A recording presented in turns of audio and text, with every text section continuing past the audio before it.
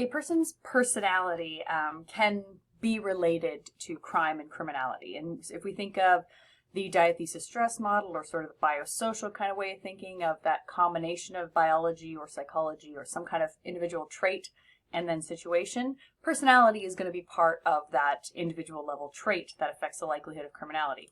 So what I mean by personalities is essentially this relatively stable pattern. So it doesn't have to mean that your personality is the same for your whole life. It can change, but it's reasonably stable in terms of patterns of behavior, thoughts, and emotion. And this distinguishes one person from another. And so there has been an association found between personality traits and specifically repeat or chronic offending. So just like with some of these other psychological and biological theories, which if you haven't seen my other videos on those, definitely go check those out as well. But it's this idea that it's not about those one-off situational, one-time offenders that are actually very common, to the point where it's been said that somebody could be perceived as deviant if they have not done something, especially in their youth, but that, either breaks the law or pushes the law.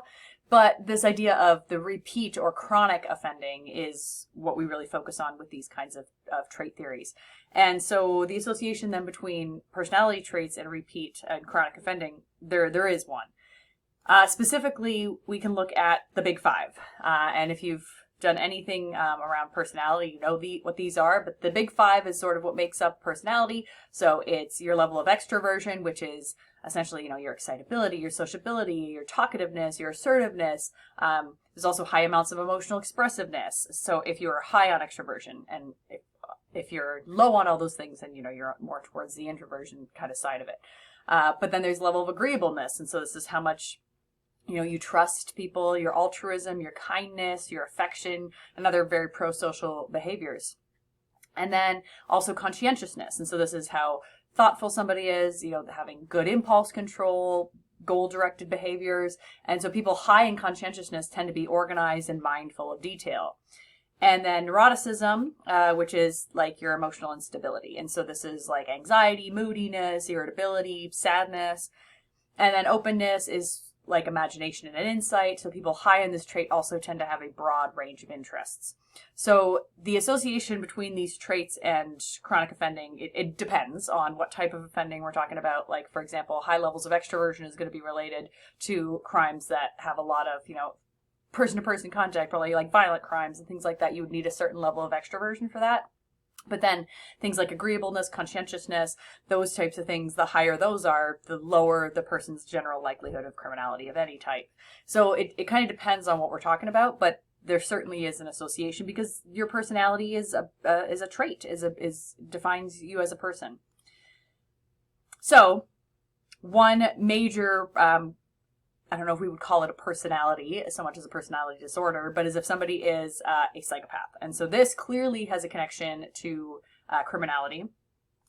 And so a psychopath is diagnosed based on the PCLR. And so this is a psychopathy checklist, the revised version. And so the PCLR is a 40-item checklist that has affective, which means it has to do with like emotion and kind of how you show that emotion and things like that, but also the behavioral indicators. So it's a combination of that affective and behavioral indicators.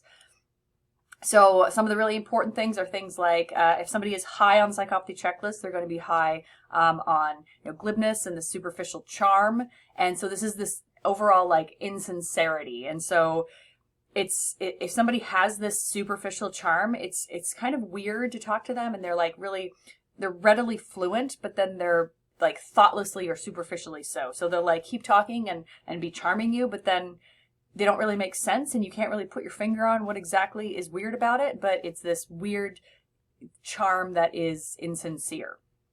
And there's also the grandiose sense of self-worth, and so this would be, they think they are amazing, they're the best, and everybody else sucks, and that's basically why they don't care about stepping on people, because if they are better than everybody else, then everybody else can suffer to make them get whatever it is that they want, whether it's money or sex or to get their emotions out or whatever. There's also pathological lying. This is another thing that is really strange. If you sit down and talk to a psychopath, the combination of this pathological lying and the superficial charm and their general sort of conning and manipulative nature makes for a really strange conversation, because they will lie and they don't have the reaction that most people have when they lie, where you get anxious and oh, what if they catch me? And you get like a little bit, you have that guilt. They don't have that. And so they can lie to your face with a smile and you would not even know, except then they are so good at lying that they just keep doing it. And so they do that as much as they tell the truth, to the point where you can't, it's tough to tease apart what is true and what isn't. And they will even sometimes contradict themselves. And I have had it because when I used to work in a secure treatment facility, it was, you sit down with somebody and they would, within the same conversation, contradict themselves. And you even call them out on it, and it doesn't affect them. So if you think about, if you were caught in a lie and somebody called you out on it with like, you just said the opposite like 10 minutes ago, you would be like, oh, you get flustered and you would be like, well, I mean, this is what, and then you try to like explain yourself. The psychopath does not do that. And it's eerie. And so very much sort of the defining feature is this lack of empathy, or lack of remorse, lack of guilt. They don't feel anything for anybody else. And so you have this they can be hurting people, they can be taking things from people, they can be doing things that you're obviously not supposed to be doing and not even care.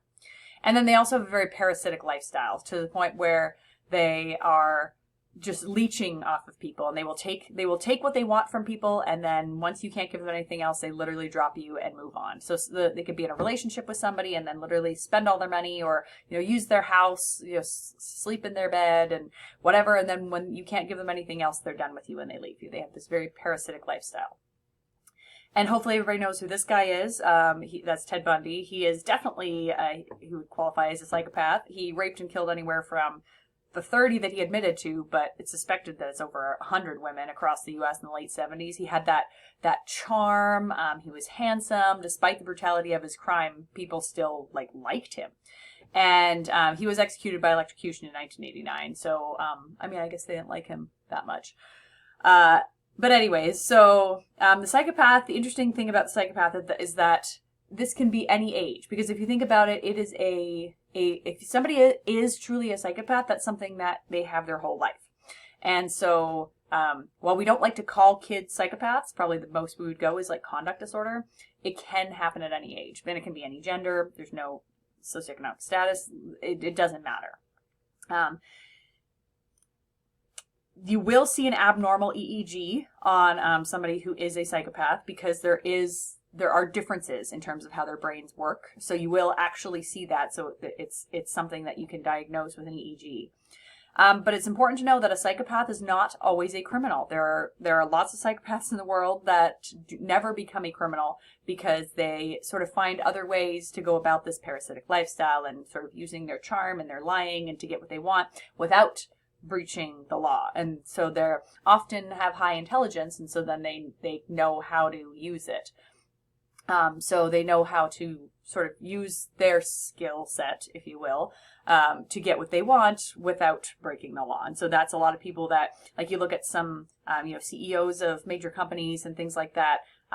And some of those positions, those high-level positions, not necessarily CEO, but any of the high-level positions, you probably have to step on people to get there. And so there's a certain amount of not caring about people in order to move yourself ahead. Psychopaths thrive in an environment like that. So they're not necessarily criminals.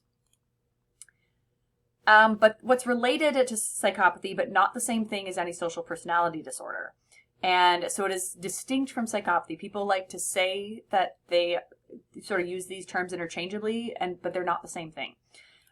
So people with antisocial personality disorder, it's kind of like, think of it as more of an umbrella term, where psychopathy would kind of fall under it, but sociopathy also falls under it, which is a little bit different.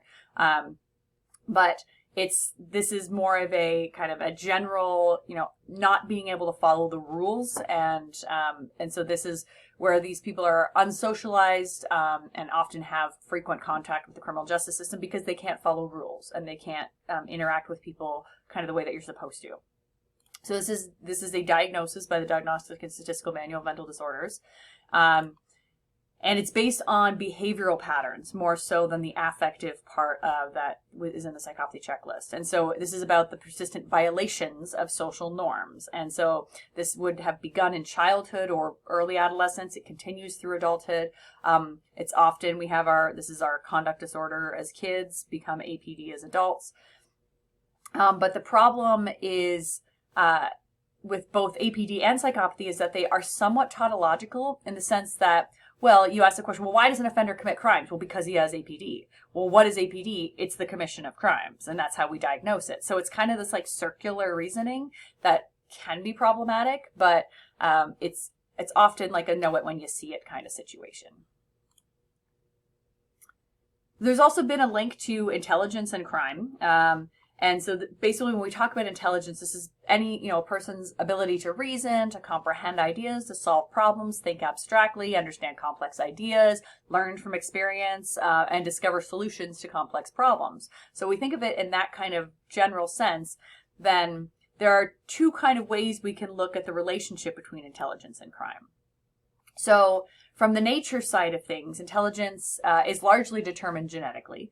And so low intelligence then is linked to criminal behavior. And so that has been found. And so from a nature side, it's this idea that, well, you have this, it sort of affects your predisposition and it affects your traits that sort of then combine with the nurture side. But then a purely nurture side will say, well, intelligence, yes, is partly biological, but it's primarily sociological. And so it is the environmental stimulation from like important people in especially at a child's life, like parents, teachers, peers, that creates a child's IQ. And then low IQ results from an environment that also encourages delinquency and crime. So it's more of a spurious relationship, so that the factors that lead to a low IQ also lead to criminality and deviance. But the nature side is kind of more, well, no, it's actually like ancestry determines IQ. People tend to be similar in IQ to their parents and family members.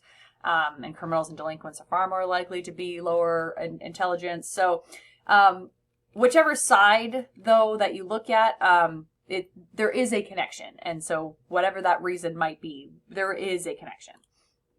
And specifically, though, some question the IQ crime link because there are problems with the IQ test. It reflects middle class values, so people in lower class are more likely to do poorly on the IQ test just by virtue of what their experiences are. So that's a problem. And then also we know people of lower socioeconomic status are also more likely to commit crimes, so maybe that's where the connection is, and it's actually a spurious link. And then it could also be that people with low IQ are treated differently by police, by peers, by support networks. And so you have those negative labels that increase that likelihood of crime. So it could be that we have these spurious relationships. It's also, there's some poor methodology because it depends on how IQ is measured, because some measures show stronger links than others. Using official data might suggest that, it's just the smarter criminals are getting away with it more often. And so for only using, people who have been caught for crimes and sort of making the link there, then it's not necessarily low IQ causes people to commit crimes, but they're just more likely to be caught. And so that's a different question. IQ also may be more related to certain types of crimes like arson and sex crimes more so than other types. And that's kind of another part of the relationship there.